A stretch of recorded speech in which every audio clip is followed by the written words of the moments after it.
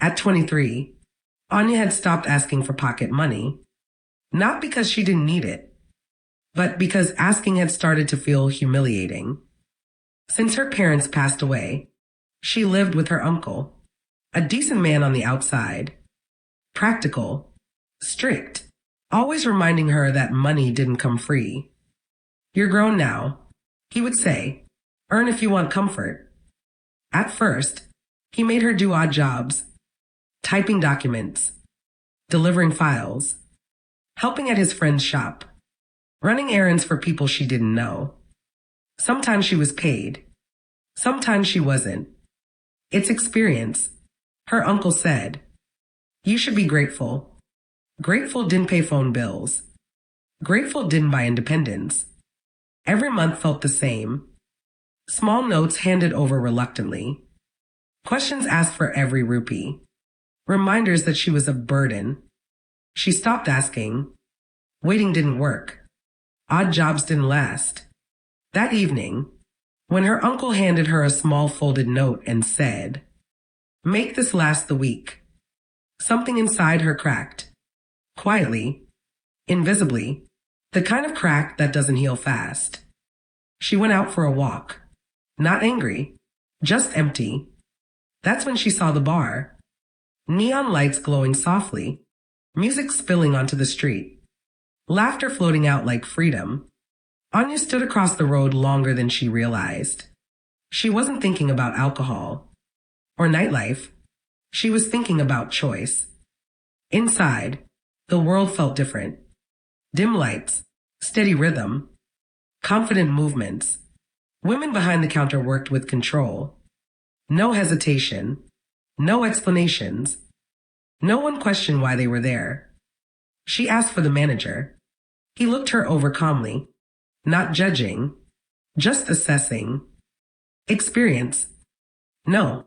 "Late nights, standing, people staring." "I can handle staring." He nodded. "Start tomorrow." That was it. No interviews, no lectures, just work.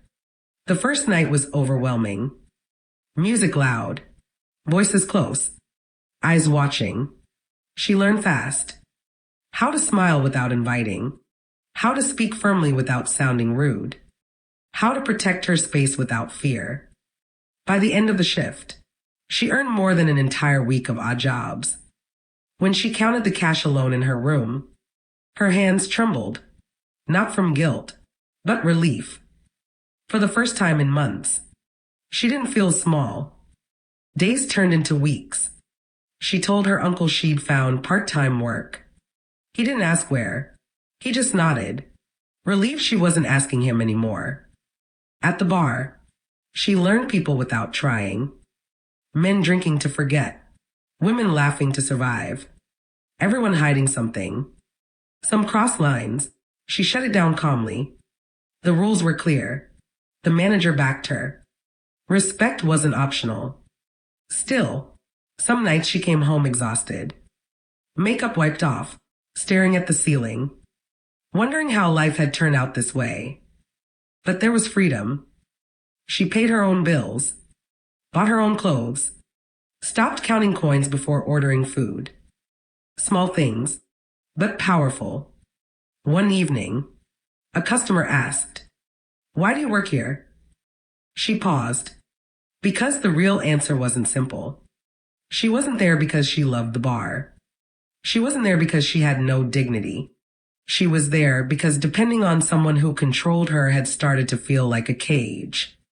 And working, even in a place people judged, felt better than begging for permission to live. She smiled and said, "Because I wanted my own money." And this time, she meant every word. Don't forget to subscribe, like, and share this to your loved one so they can claim victory on negativity.